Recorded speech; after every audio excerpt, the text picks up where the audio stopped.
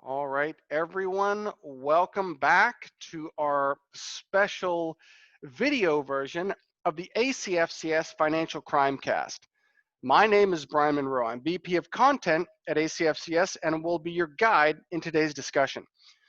As we're all aware, the COVID-19 pandemic has hit the world hard, with more than 200 countries and territories around the world reporting a total of more than 8.5 million confirmed cases of the coronavirus.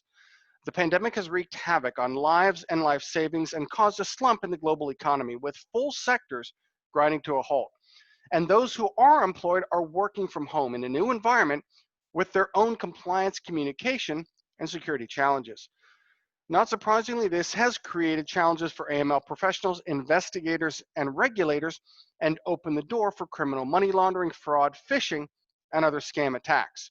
For many AML teams, they've been tasked to do more with less while at home, with some teams scattered or trimmed as some financial institutions lay off workers due to a drop in overall transactional throughput. That's why I'm excited to talk to today's guest, Stephen Taylor, about how countercrime teams are responding, including through stronger technology partnerships, and also what criminal trends are changing. Stephen is General Manager of the Anti-Money Laundering line of business at NICE Actimize. Stephen, thank you so much for being here. Tell everyone a little bit about yourself, kind of what you do and how you got into the field. Okay, well, thank you very much indeed, Brian. As I say, my name is Stephen Taylor. I'm the General Manager at NICE Actimize. I've been within the financial services industry for over 20 years. I've worked for a number of different organizations, including LexisNexis, Thomson Reuters, and my last position was to head up the governance, risk, and compliance team at Wolters Kluwer. Now, we've heard that a lot of things are changing. When I talk to compliance professionals, things are getting more difficult. Things are taking longer. Even just to do an investigation, things are sometimes taking twice as long. Training as well, getting their team trained while everyone is working from home is more difficult. At the same time, certain crimes and red flags, things like that, are also changing. You know, areas such as human trafficking are becoming more difficult, so those kind of trips in the transaction monitoring system are going down, while human smuggling is going up, and other things, you know, potential sanctions violations, instances of fraud, those are also rising. What are you kind of seeing and hearing in terms of financial crime trends during this pandemic? It's interesting you should say some of this, Brian. I mean, ultimately, we've spoken to an awful lot of banks over the course of the last 3 months, globally, a lot of our clients, to see how the pandemic is impacting them. And some of the results that we've heard have actually been a little bit surprising. So first of all, the shift to working from home, not necessarily as traumatic as many people might have expected. A lot of the organizations that we've spoken to already had working home policies. So transitioning to a working home environment was relatively seamless. And I think that, you know, a lot of the web-based technology that is now currently available certainly facilitated that process overall.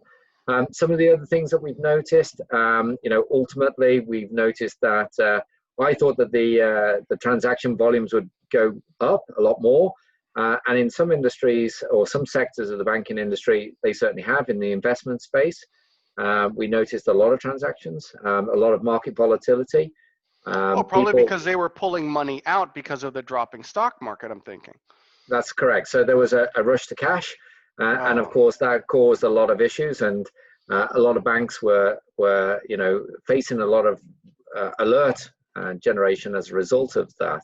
But in some instances, the retail banking, say for instance, because there was less cash transactions, that means that there was less alerts being generated as a result. That makes and sense. A lot of the banks kind of noticing that CTR levels, CTR reporting, had gone down by about 30 or 40%. So that was a little bit surprising, but I guess when you think about it, it makes a lot of sense.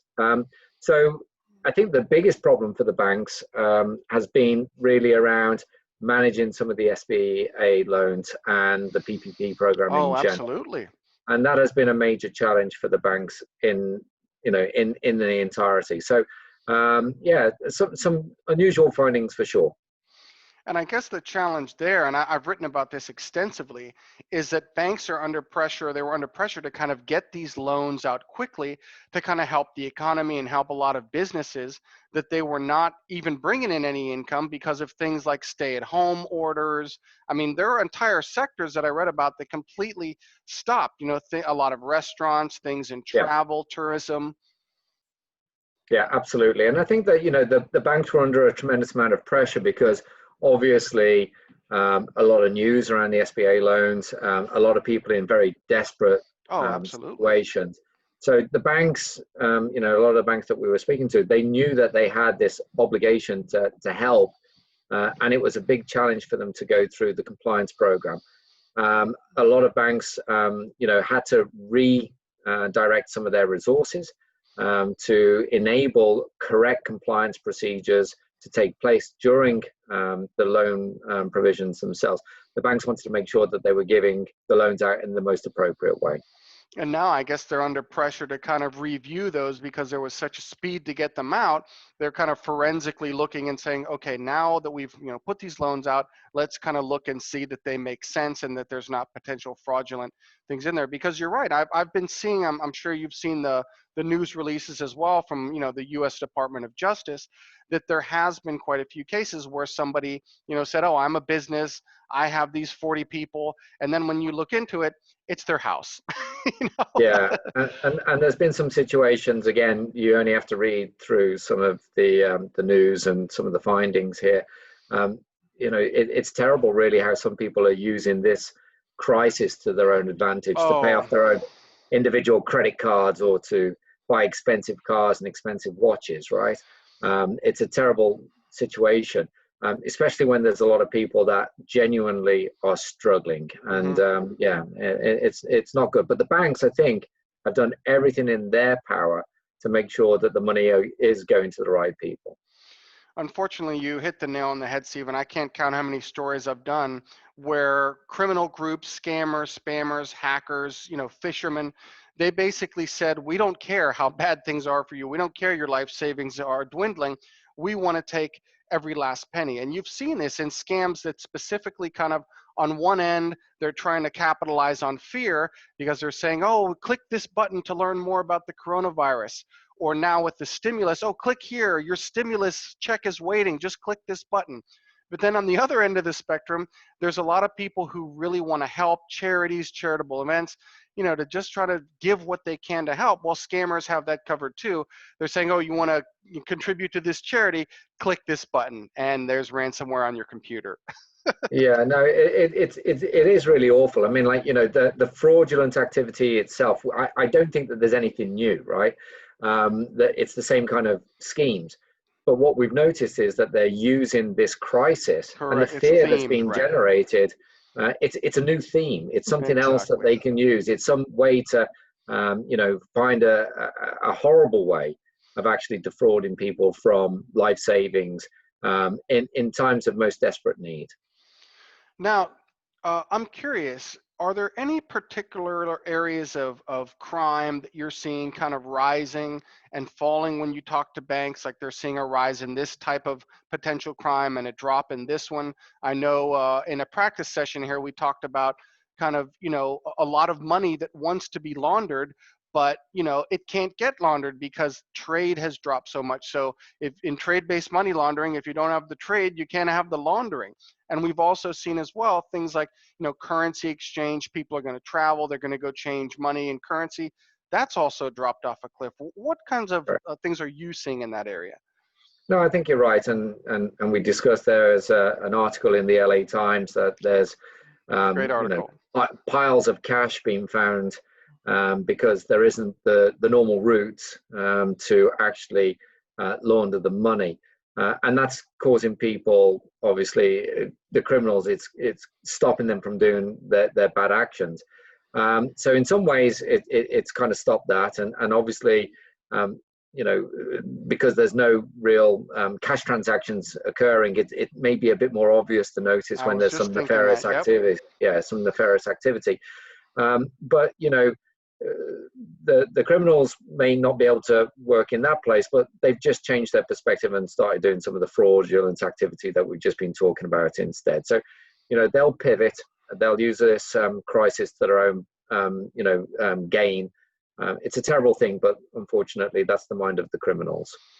Because this is kind of the weird thing where risks, in a sense, for a lot of banks, they've flip-flopped, because normal transactions, your monthly revenue coming in and payments going out, things like that, that's normal, that's low risk, that's to be expected. Obviously, anti-money laundering professionals live in the aberrations of these transactions. But now a restaurant or a business or an industry that, there's a business that is actually doing normal business during this time, that is now suspicious. Yeah, no, absolutely. And I think it's terrible, really, that, the world has kind of like been turned on its head in some ways. And I think that's, some of that can be managed by the banks and with some minor tuning to their typologies and the red flags that they're monitoring. But I think that one of the things that the banks are beginning to recognize now is, they need agility in their AML programs. They need to be able to pivot on a dime, as it were. So, they're looking at different ways now that they can best prepare themselves for something like this happening again in the future. Now, I'm going to ask you about kind of technology, AI and AML in a moment here, but have banks kind of expressed to you, maybe where alert volumes, AML transaction monitoring alert volumes are kind of getting backlogs in, where they're kind of getting challenges to do investigations, or that they're basically having to kind of, risk rate already what they've risk rated so they can get the highest risk items and get to this backlog in a little bit? Not necessarily. I think that there's been, as I said earlier on, certain industries where there's been a lot more in the way of alert volumes. And I know that some of the investment banks and the investment organizations that I was talking to at the beginning of the pandemic, they were just flooded with additional potential alerts.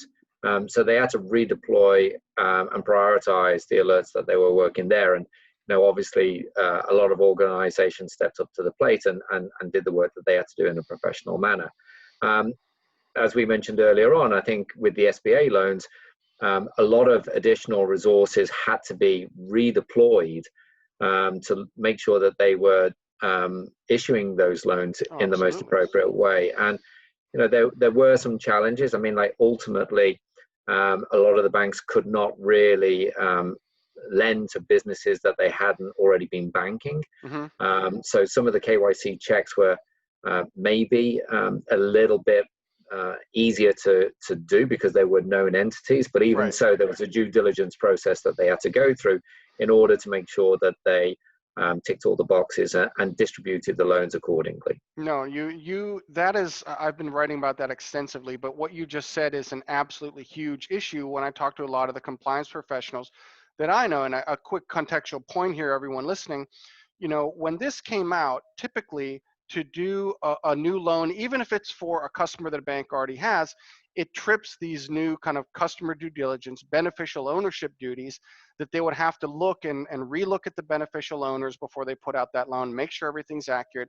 And with these SBA and kind of BSA, Bank Secrecy Act, there is a little overlap of kind of these beneficial ownership duties, but it's not exact. And that's what was kind of holding up this process. So banks, Treasury had to weigh in and touch on this and say, banks, go ahead if you can kind of get, the AML beneficial ownership duties, that you get that can cover and make it secure to do the SBA loan. So, but again, banks were under so much pressure to do this quickly. So the ones I've talked to, compliance professionals are now going back and kind of reviewing those to make sure either A, they didn't miss anything, or that there's kind of fraudulent people hiding in there.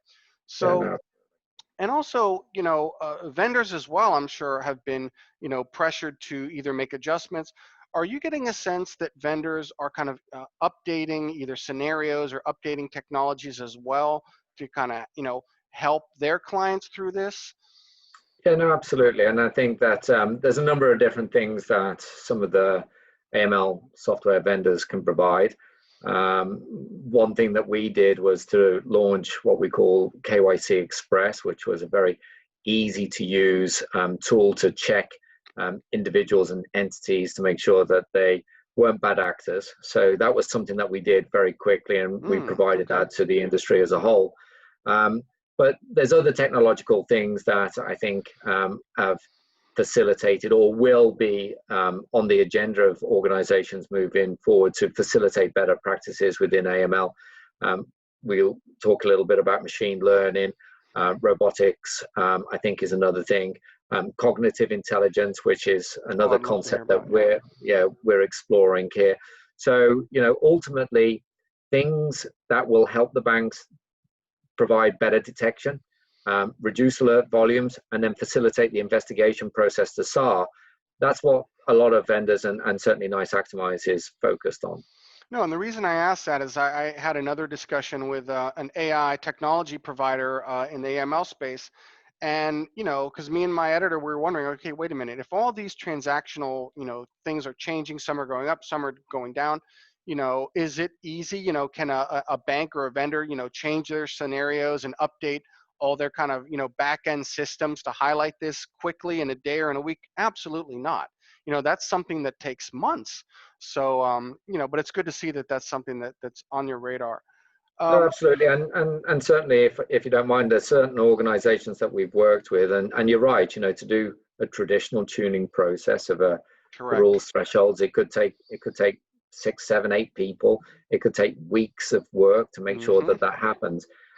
With one organisation in particular, we've been able to shrink that process into 2 hours, and within a day, using machine learning, we can actually simulate various different outcomes, and we can pivot very fast indeed. And this is one of the benefits of machine learning technology.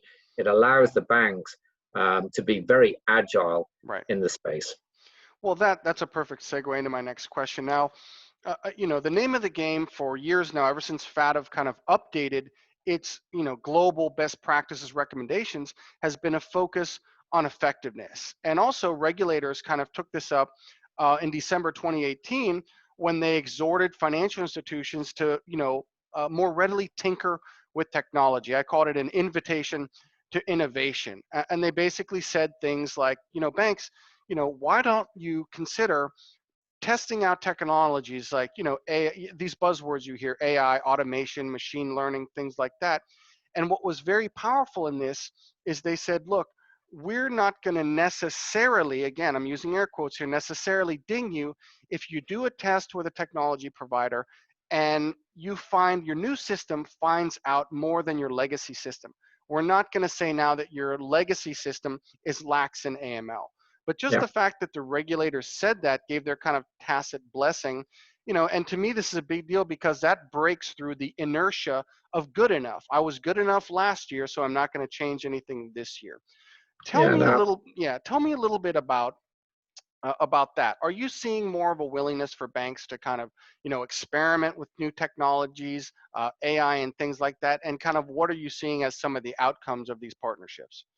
Well, the first thing is I was absolutely delighted that the regulators, as it were, reached across the aisle to vendors such as NICE Actimize and also to the banks themselves and said, look, let's have a conversation here about how technology can help, in the money laundering arena.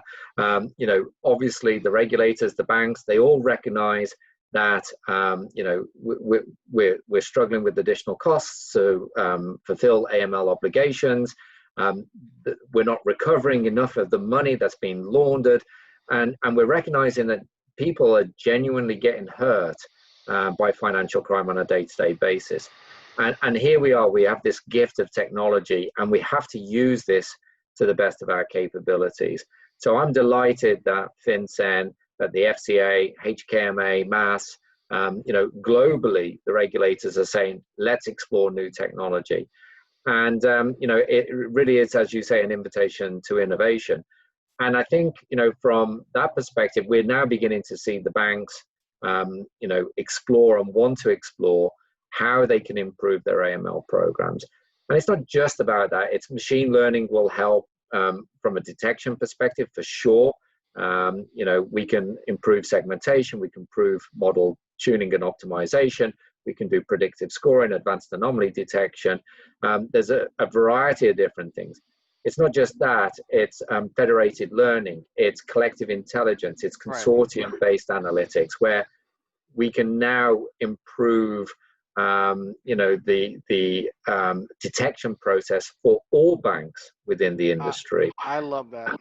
And I think that that's a really powerful thing that we are looking to do now. How can we improve the detection ratio across the industry as a whole based on the machine learning capabilities that we're able to do? So I think consortium play is another big thing. And then the third thing as well, which I'm glad to see happening, is you've got the technology itself being able to do better detection and better investigation, but then how the technology is going to get deployed. Cloud-based technology, enabling organizations to go to the cloud to improve their overall TCO, total cost of ownership, to have a more agile approach to managing AML obligations, to be able to do that now in very different circumstances, to have that agile capability.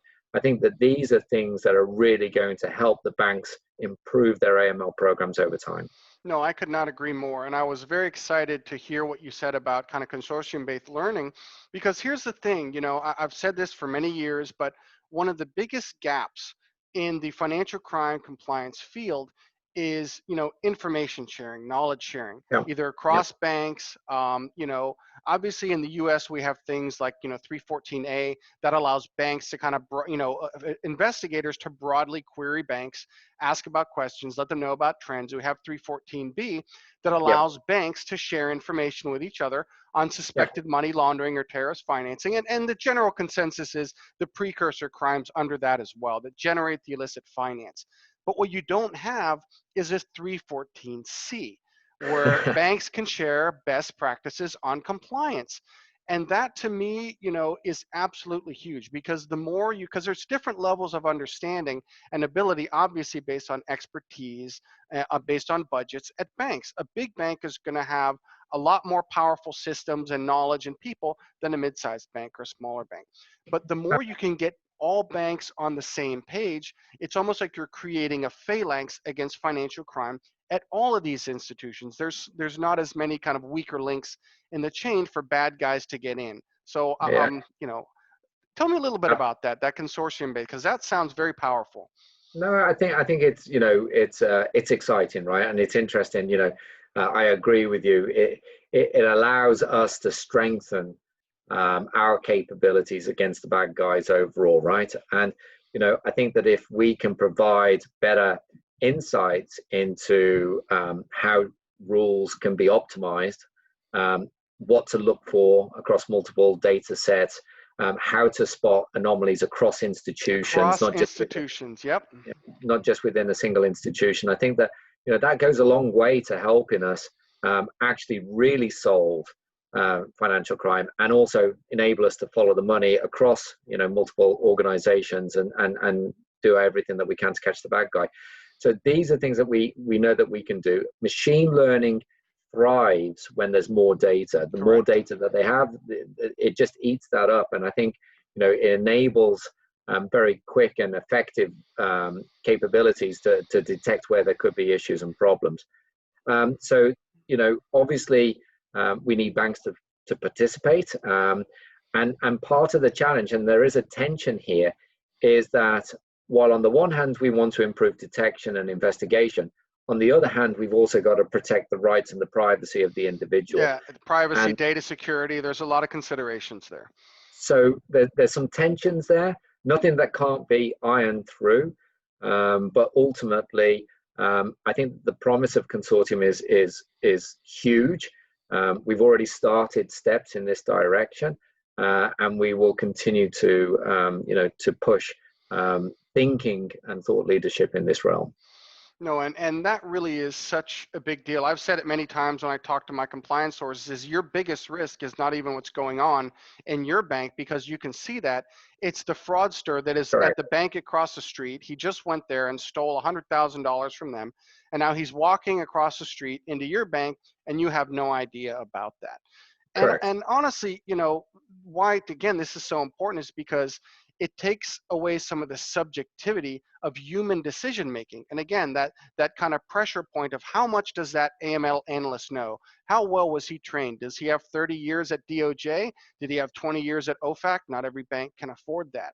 And really, like, I've seen banks that are so desperate, smaller banks, mid-sized banks, that they literally were creating kind of little regional financial crime compliance associations so that, like, the 5 compliance officers in a given city can get together once a month or get on the phone or get on some kind of webinar so they can say, are you seeing this in your area? Are you seeing this mine? Now, mind you, that's great, and you want that information sharing, but that's not scalable. That's, that doesn't have the information that you're talking about to see these broader trends. I guess my last question, and this has been absolutely excellent, Stephen. I've been dying to chat with you and hear about this, because these are issues that the industry needs to know about in terms of more arrows in its quiver to produce, to improve effectiveness. And everyone is going to know this, but I say this in a lot of my stories, but there's a huge contextual point here about why we're all so focused on trying to improve, because the numbers are not in our favor as an industry. Who are the 4 kind of countercrime pillars in this industry going after bad guys? It's investigators, regulators, compliance professionals, and auditors checking behind them.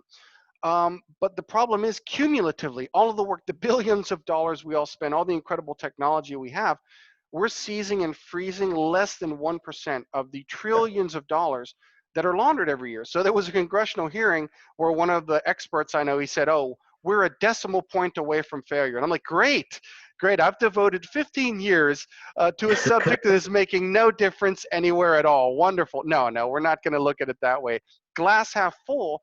This means there is an incredible ability for improvement here. If, again, you kind of, make an invitation to innovation, start trying to use these new technologies. Yeah, absolutely. And I think that, just to back up your point, 2 trillion plus, we don't know for sure, but we're estimating 2 trillion plus laundered each and every year, of which what's a trillion here or there, Yeah, exactly. The bad guys don't keep very they don't care. Come on. Accounts, right? But ultimately we're getting 1% if we're lucky. There are something like 40 million people in modern slavery because of criminals around the world, 70%, 80% of which are women and girls, right? So as a husband and as a father, I'm not happy about that, and I think it's in our collective best interest to do everything that we can to try and fight these absolutely horrendous crimes. Absolutely, could not agree more. And we're at the cusp here, right? The criminals will always use technology to do bad things, but we've now got the technology that we can actually spot them better than ever before, and I see a real paradigm shift happening. I genuinely hope that over the course of the next 3 to 5 years, we can shift that 1% of money recovered to 10%, and then after that to 20%, to 30%. And if we can, if I can do something, if NICE Actimize, I'm glad that my company shares exactly the same vision. If we can stop bad guys from doing bad things, if we can do that on a more regular basis, I think that's a wonderful thing for everyone to achieve. So yeah, we're driven in this, and this is why we get up in the morning. This is why we do what we do. No, your passion is absolutely shared by us. I mean, I'm talking to you and I keep thinking, like, this is the 2 pieces of the puzzle to really, go after bad guys better, the incredible technology side. And Yep. then, as an association, we're trying to share people, share knowledge, help people learn about different things. It's that knowledge component that when you combine those together, the experience, the technology, you can really do some amazing things. Are there any, I guess, last question, are there any kind of, tips or things, any last things you wanted to say to professionals who are listening? Because, maybe honestly, they don't have the ability to upgrade technology right now, but, any tips or tactics just to leave them with? Well, not really. I mean, ultimately, there's a lot of new technology that is coming through. Be open to the technology, open to the fact that the technology is there to facilitate, to augment, to help, Absolutely. to improve. We're all in this together. There isn't necessarily any disadvantage to us sharing the information and leveraging technology in the AML field. Our goal here is to improve, the actions for all. The way in which I think about this is, if the community comes together, if we use technology in the right way, a rising tide will lift all ships. We will all benefit as a result. No, that's a very powerful way to look at things, and I think, very powerful advice for the sector. Well, Stephen, thank you so much for being here. Like I said, I've been really looking forward to chatting with you and just kind of, talking to thought leaders about these issues, what is going on during the pandemic, but also kind of broader trends of how do you improve, detection and prevention of overall financial crime across the board. And absolutely what he says is true. There's a lot of exciting things going on in the technology space. Even for banks, convergence, tackling things in a holistic way. Banks are breaking down silos so investigations aren't running in parallel. They're doing things in kind of all the ways that they can to better go after bad guys. And that's very inspiring for me to see. So everyone, we hope to see you again soon in another ACFCS event. If you want to learn more about NICE Actimize, go ahead and connect with Stephen. He's right there on LinkedIn. Just look him up. He's a great guy to chat with, as you can see. And if you want to learn more about ACFCS, go to acfcs.org. Until next time.